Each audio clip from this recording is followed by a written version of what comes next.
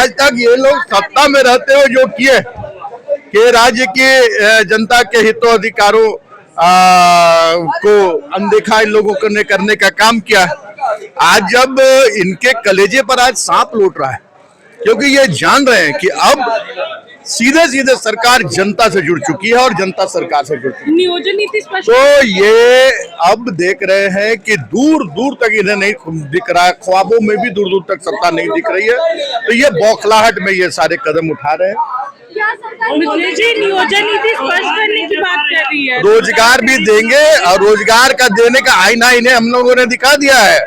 और सभी जितने भी आज बेरोजगार नौजवान यहाँ घूम रहे हैं, उनको ये दिग्भ्रमित करने का काम कर रहे हैं। और उनका हक अगर छीनाया है तो ये भारतीय जनता पार्टी के लोगों ने छीना। जिस समय हम लोगों ने नियोजन नीति लागू की थी, उस समय ये क्यों विधानसभा में क्यों नहीं इन लोगों ने विरोध किया?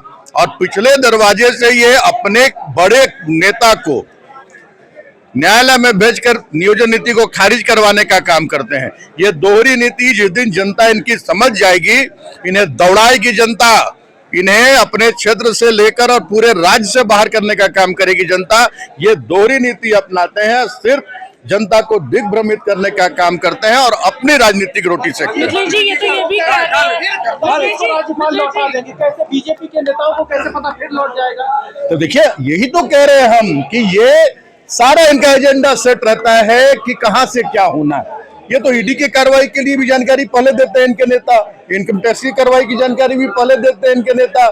अब ये कह रहे हैं कि राज्यपाल लौटा देंगे, कल इनकी वार्ता हो गई होगी कि भेजने दो, हम कभी झारखंडी हितों अधिकारों की रक्षा नहीं होने देंगे। इन्हें आश्वासन मिला होगा महामहिम से, तभी ये कह रहे हैं।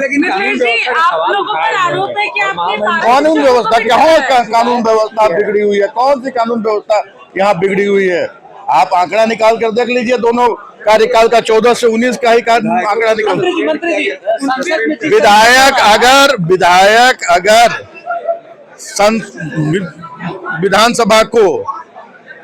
विधानसभा भीष्म को अगर अपना राजनीतिक अखाड़ा बनाएंगे और अपनी राजनीतिक रोटी सेकने के लिए बेवजह हंगामा करेंगे, बार बार चेतावनी देने के बाद अगर नहीं मानेंगे, तो ये माननीय हमारे विधानसभा अध्यक्ष का विशेषाधिकार है। और दूसरी बात कि इन्हें वहां जो हमारे 150 से ज्यादा जो विपक्षी दलों के सांसद जो वहां से निष्कासित किए गए बेवजह जब वहां जवाब मांगा जा रहा है गृह मंत्री से, तो कहते जवाब क्यों देंगे? तो कौन देगा? पाकिस्तान के गृह मंत्री आकर जवाब देंगे।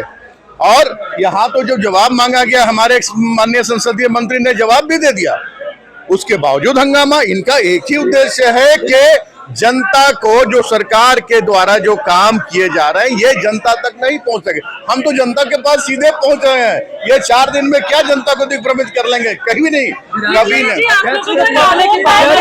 ये सब किसी पर भी आरोप लगा सकते हैं, किसी पर भी। सर, आप लोग पारा शिक्षकों को ठगने का काम कर रहे हैं, ये उनका कहना है। पारा शिक्षकों को हम लोगों ने क्या क्या दिया है, जाके पारा शिक्षकों से पूछ ले। चल हो गया।